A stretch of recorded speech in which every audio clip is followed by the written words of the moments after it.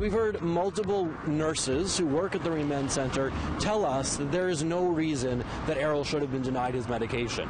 Tonight, the family of 26-year-old Errol Greene, who died in police custody, want answers about whether his death could have been prevented. There is no reconciliation. Arctic communities add their voices to the calls for justice for Tina Fontaine and Colten Boushie. A lot of the resources are through the daytime, not in the nighttime. And the Bear Clan-inspired Wolf Pack take to Montreal streets to help protect people in need.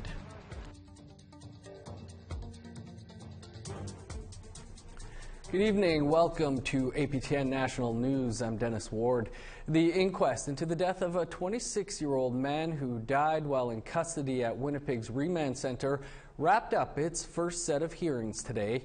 Errol Greene died in May 2016 after he was refused anti-seizure medication for his epilepsy. Over the course of 15 days, the inquest heard about the final hours of Greene's life. Brittany Hobson brings us the story. The first set of inquest hearings into the death of Errol Greene wrapped up nearly 2 years after Greene died while in police custody. The inquest heard testimony from Greene's family, doctors, and nurses. The lawyer for Greene's common-law wife says some of the testimony heard so far suggests Greene's really death was preventable. And in some ways, the family of Errol Greene has really been vindicated because we've heard multiple nurses who work at the Remand Center tell us that there is no reason that Errol should have been denied his medication. The 26-year-old father of four was brought to Winnipeg's Remand Center on April 29, 2016, for breach of probation on a mischief charge. He was an epileptic and was denied medication while in custody. He died May 1st after he had 2 seizures. We've heard testimony from an expert in the treatment of epilepsy who said that there is no reason to deny a person with epilepsy their anti-seizure medication, and that denying them that medication can be fatal. The inquest heard nurses often worked by themselves and didn't have access to doctors on the weekend. Frankly, when you're an inmate in a correctional center, you don't have personal autonomy. You're living at the will of the government, and so the government has a duty to care for you. Shortly after Greene's death, APTN spoke with his widow. Rochelle Pronto called for better treatment of inmates. It's a life and death kind of situation. And you shouldn't neglect anybody. We are human.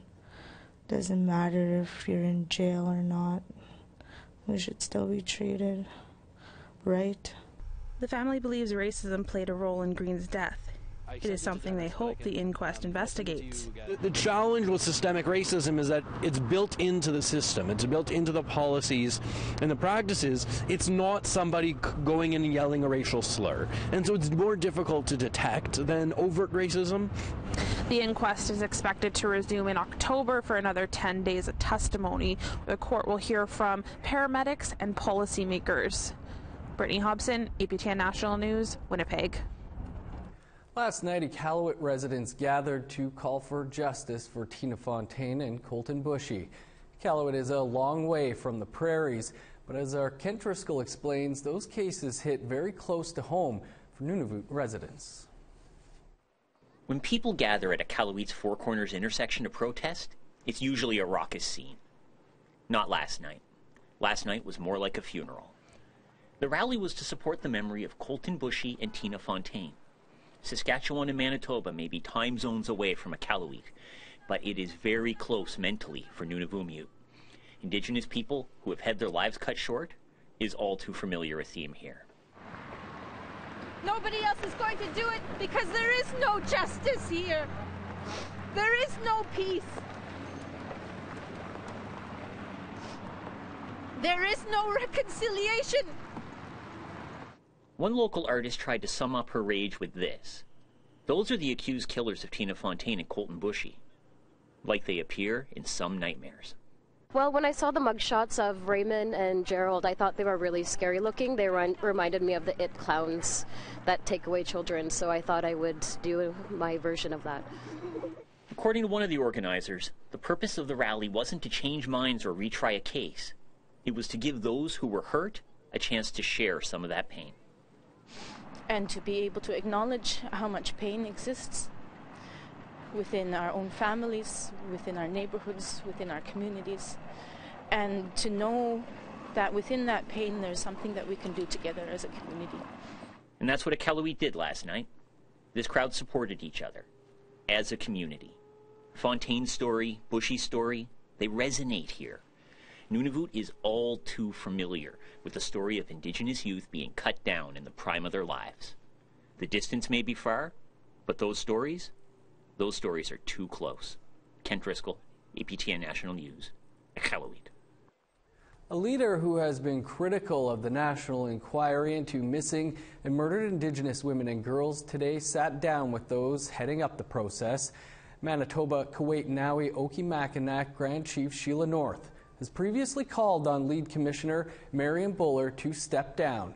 As North explained earlier today on the live episode of In Focus, she once again expressed her criticisms.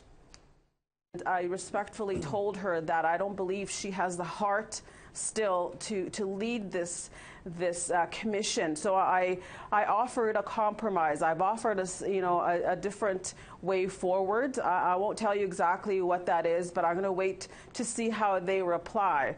But I don't want them to ever say that we didn't try, because as advocates and as leaders, we're constantly trying. We have to constantly stand up for our families, and that's what we do. We change, we evolve, and we do our best to help our families. And that's what I did today. I went back to them and gave them another opportunity to stand with us, to help our families. There was a question of why they weren't there during this whole Tina Fontaine, trial of Raymond Cormier, and I had to tell them my disappointment in them not being there. An advocacy group is hopeful this year's federal budget will make life better for Indigenous women and children. Tuesday's budget promises $1.4 billion in additional funding for child welfare services. The government is also setting aside new funds to help fix the housing crisis in Indigenous communities and help provide job training. The Native Women's Association of Canada says this means the government is finally acknowledging the issues Indigenous women face. I'm hoping that we can start focusing on the positives for Indigenous women. The areas of training, I think, will be incredibly beneficial as far as entrepreneurship, also technology. There's a lot of young women these days who are in technical and science fields.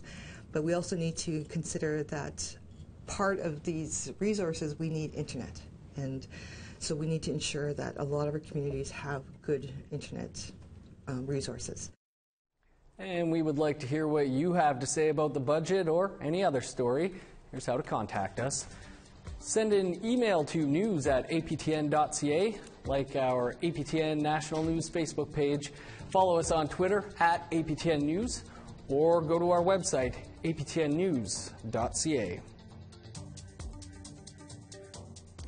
Frontline workers say Montreal's more vulnerable Indigenous women are being preyed upon in the streets. A new First Nations-led street patrol has formed in response. They're called the Wolf Pack, and they let APTN's Tom Fenario join them for an evening. After a day's work, most people are inclined to stay home at 8:30 on a Tuesday night. Not Samuel Lemay. How does it feel to put that on? It feels great. We're the Wolfpack Street Patrol, and we're getting ready for another night out. Inspired by Bear Clan patrols that have sprung up out west, the Wolfpack patrols Montreal's downtown core 3 nights a week. What we have going on with Tina Fontaine and missing and murdered women, enough is enough, and it's time for our group and our men to and our people to stand up. The Wolfpack starts their patrol in a part of the city frequented by homeless people. They barely walk 5 meters before coming across a distraught Inuk woman. They console her, provide her with food and hygiene products. She leaves them in a better state. But if she's intoxicated and has nowhere to go, no overnight shelter in Montreal will take her in. There's a lot of lack of resources out there, and I find that a lot of the resources are through the daytime, not in the nighttime. Years ago, Al Harrington, an Ojibwe from Shoal Lake First Nation, was an outreach worker for the Montreal Native Friendship Center. He knows these streets, which he now feels compelled to patrol. Not everyone is welcoming, At one point, APTN was warned by a young man to turn off the camera. Just stay over there if you don't mind for a bit. Those guys are bags. These corners here, especially in the park there, you get a lot of drug deals, a lot of prostitution, a lot of pimps that hang out here. And basically they prey on our women or people that are vulnerable. Harrington isn't the only one to sound the alarm on what Indigenous women face on Montreal streets. David Chapman of the nearby Open Door shelter says he's personally witnessed harrowing assaults. A woman was seen lying right here, quite intoxicated, a young Inuk woman, and standing over her was an older man. He was pulling down his pants, and in the process of pulling down her pants, she was intoxicated and resisting. It was at this point in the incident that Chapman rushed outside. So then he picked up the woman off the ground and began to drag her. He dragged her for a good 30 to 40 yards, all the way to the back corner of the building. Chapman says he was able to intercept and chase the man off, but not every incident ends this well. Last week at the Quebec inquiry into Indigenous relations with certain public services, Chapman testified that in 2017, 10 Indigenous women told him that they were sexually assaulted. He says police are either unable or unwilling to do anything about it. Only 3 have been willing to go forward with that. And of those 3 cases, none of them has moved beyond the initial stages. Montreal police say they will wait until the inquiry is finished in September 2019 before responding to the Open Doors accusations. As for the Wolfpack, they say when it comes to drug dealers and pimps, there's a limit to what they can do. And without pointing fingers, Harrington says they need help. I think that there should be organizations out there that should step up and get something into place so that our people and other people would feel, especially our women out on the streets, to feel protected. For now, the Wolfpack hopes to fill that void. As a long-term goal, they hope to have more patrols, in order to better hear the call of their own. Tom Fenario, APTN National News, Montreal. A new collaboration aims to clean up Hudson Bay. That story and much more coming up after the break.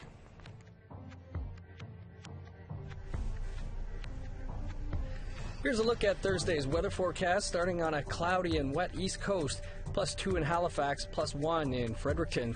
Snow and -3 for Happy Valley Goose Bay, flurries and 0 in Cartwright, -1 in Val-d'Or and Saguenay, +2 in Montreal. Rain and snow across parts of southern Ontario, +4 in Sarnia, London and Toronto. Sunny and -3 in Kapuskasing, snow and -3 in Big Trout Lake. Over to Manitoba, -5 in Flin Flon, -3 in Thompson. 1 below in Gimli Harbor and Brandon, +2 in Winnipeg. In Saskatchewan, -4 in Saskatoon and North Battleford on Thursday. Sunny and -10 in Buffalo Narrows. 11 below under sunny skies in Uranium City.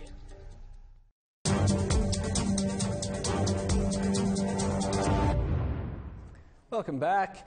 It's a first for communities along James Bay and Hudson Bay. They've officially launched the Hudson Bay Consortium at a summit in Montreal this week. Danielle Rochette has more. We have gone this far.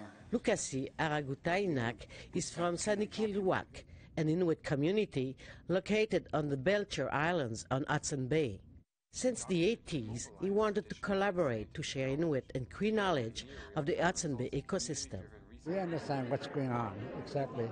That's all it matters, really. We just want to be part of the process, understanding what's going to happen within Hudson Bay, James Bay. Lucas's dreams comes true this week as more than 200 Cree and Inuit participants gathered to launch the Hudson Bay Consortium. Joel Heath explained the main goal of this week's summit. How can we keep the bays healthy for future generations? How can we make sure that young people can learn Indigenous knowledge and be able to go out and hunt? According to experts, Hudson Bay remains one of the least studied and most underfunded regions of Canada.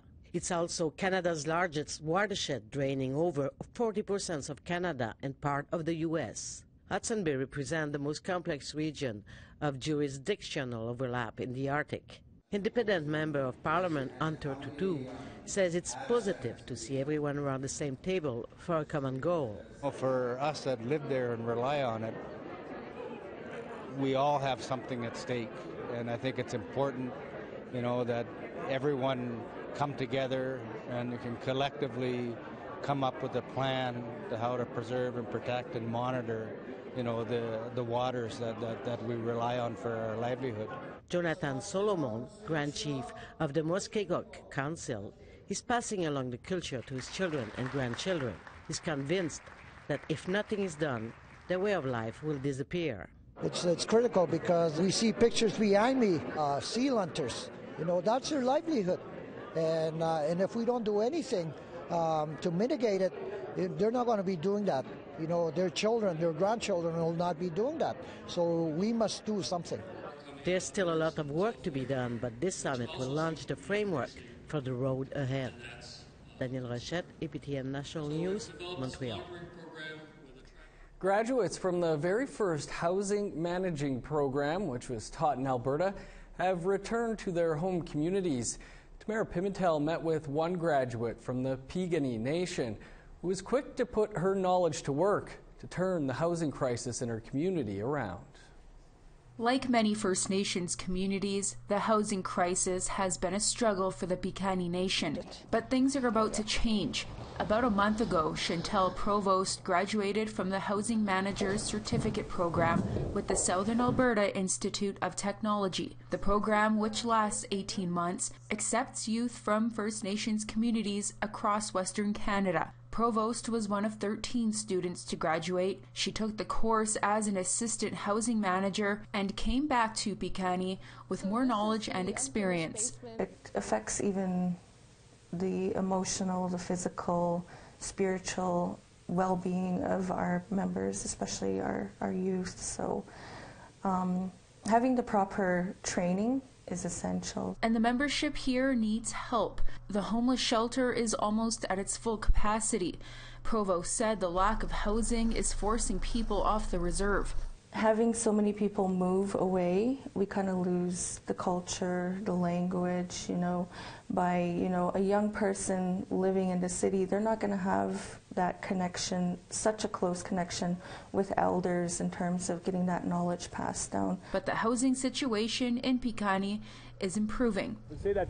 Provost spends her days working with contracting companies, scoping out new sites for new builds, and inspecting houses under construction. There was a long period of no additional housing, and it created many problems, but currently we have over 105 new builds. That's 105 new builds in the past 2 years. Before that, the community had under 420 homes, for a population of roughly 2,600. You have 16 people living in a 1,100 square foot house. The house is going to break down a lot faster. You have children, school-age children, that are living in a bedroom with their siblings and their parents. They never get the mental, downtime. Leland English and Britannia Crowshoe are currently students of the same program. We can basically address the housing crisis. So, like a lot of my family, there's, 2 families staying in one home. I could better help my community out and help them understand what we're doing, where we're coming from. By January of next year, Piikani will have a larger team of housing experts. Provost says her goal is to build homes for every family in the community and to bring more of its members back home. Tamara Pimentel, APTN National News, Piikani Nation. Today we put the Raymond Cormier verdict and legacy of Tina Fontaine in focus. We'll bring you some of the highlights after the break.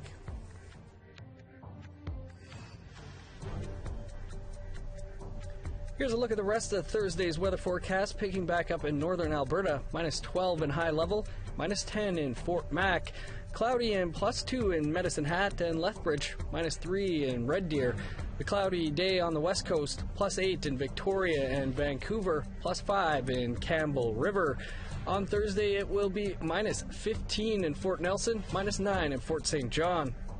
Chilly in Yukon, -23 in Old Crow, Over to NWT, minus 19 in Trout Lake, Fort Simpson and Wrigley, minus 30 in Sax Harbor, minus 26 in Paulatuck. Over to Nunavut, where things are a little warmer, minus 14 in Arviette, minus 15 in Baker Lake. Another mild day in Pangertung at minus 4, minus 20 in Resolute.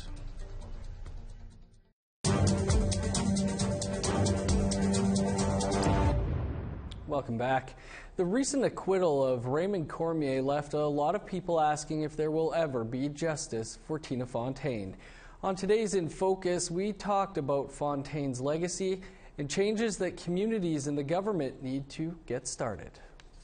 So we thought, how many other, potential people can be in that river? Because we have so many people in Manitoba missing or unsolved cases. We've pulled so many things out of that river that you wouldn't think, would ever be in there. We've pulled a rifle out, and we've heard that it was used in an armed robbery. We've pulled other evidence out that people are trying to hide. We've helped to recover bodies, and that's all in the name of, Tina Fontaine, and I shared that with Thelma, that her legacy will live on through that. I told her that, I hope you find comfort in knowing that Tina's life now is a representation of all of us needing to come together to do more for our communities, that it starts from her life, but it's expanding to what Indigenous people have been saying all these years. And it seems like unfortunately through this little girl that the rest of Canada is starting to pay attention, at least. And when we hear Minister Fielding talk about transforming and reforming the child welfare system, yes, we all agree for that, but now it's time for the province to move aside and let our Indigenous people do it. And she literally, if you look at her, she's everyone's daughter, cousin. Our children, every time you look at her, you think, especially those of us who have children, that could have been one of our children. And I think the fact that she helped galvanize Indigenous people across the country, but not just Indigenous people. She drew media attention to the crisis.